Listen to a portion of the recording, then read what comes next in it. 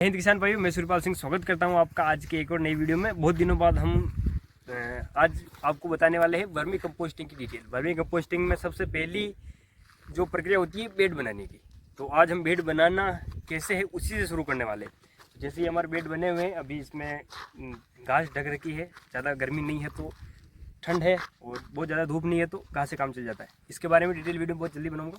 अभी जैसे यहाँ पे ये देखिए हमारे दो बेड बन रहे हैं अभी, तो इसमें आप देख पा रहे होंगे जैसे एक बेड तो तैयार है और दूसरे बेड यहाँ पे मैंने थोड़ी सी हल्की सी लाइनिंग कर रखी है। तो अभी यहाँ पे हमारे काम करी वो अनस्किल्ड लेबर है, उसके लिए मैंने पहले बेड का ये थोड़ा ढांचा तैयार कर दिया था कि इसमें गोबर डालना है। तो जैसे ये बेड तैयार है, इसमें ये देखिए आप, जैसे यहाँ पे मैंने बेड की चौड़ाई रखी है 3.5 फीट हमारे बेड की चौड़ाई है।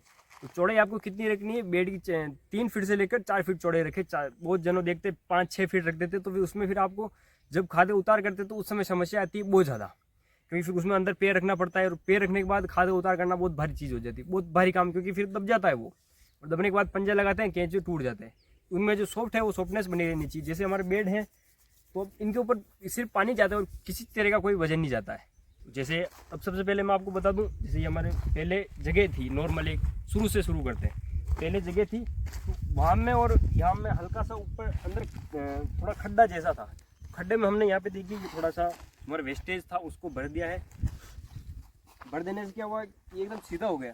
तो यहाँ पे लेवलिंग, ज़मीन की लेवलिंग हमने इसलिए की क्योंकि अगर पानी डाले तो सीधा बाहर निकल जाए। अभी तो जैसे पानी डालेंगे स्टार्टिंग में भी 1-2 बार तो बेड से बाहर निकल जाना चाहिए, इतना पानी डालना है, वो बाहर निकलेगा। और बारिश के समय भी हमें इससे बहुत सहायता मिलती है कि पानी भरा नहीं रहता। अगर पानी भरा रहेगा तो केंचुए मरेंगे, श्योर है। और आप खाद आपको उतार लिए, अगर केंचुए नहीं भी मरे, इधर उधर भाग जाए ऊपर की तरफ, तो भी आप वहाँ से खाद को उतार नहीं कर पाओगे।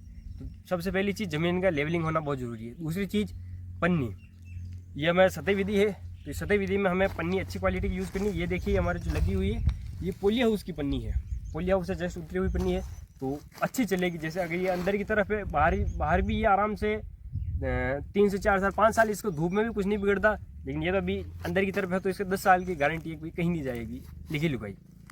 पन्नी के बाद बात आती है बेड की। बेड की मैंने आपको चौड़ाई बता दी। गोबर कैसे लेना है? गोबर सड़ा हुआ नहीं चाहिए, बहुत ज़्यादा पुराना नहीं चाहिए।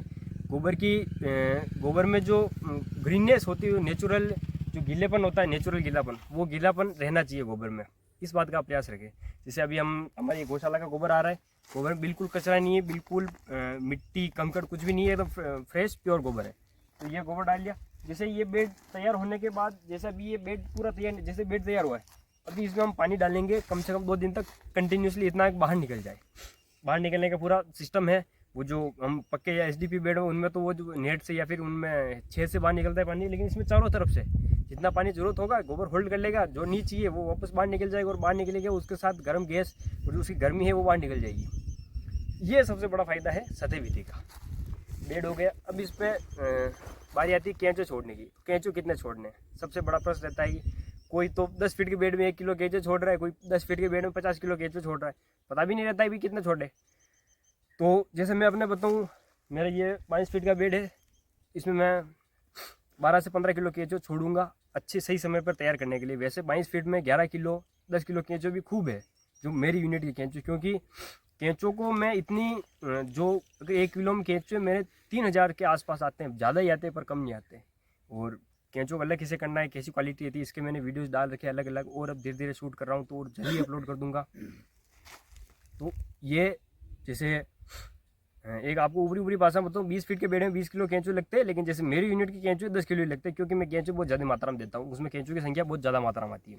केंचुए छोड़ने के बाद जैसे पहले भी ठंडा हो चुका है, ये कब का मंगाया गोबर, इसमें पानी छोड़ रखा है, वापस इसमें मॉइस्चर कम हो गया, अब बेड बनवाया, ठंडा गोबर है, 2 दिन पानी डालेंगे उससे और ठंडा हो जाएगा, फिर केंचुए छोड़ के बोरी ढक देंगे। बोरी तो जैसे जनरली ढकते हैं, लेकिन अभी ज़्यादा धूप है नहीं, तो अभी यहाँ पे साइडों में जो घास कटवा रहे बेड के चारों तरफ, जो बारिश में घास उगी थी उसी घास को ढक रहे हैं।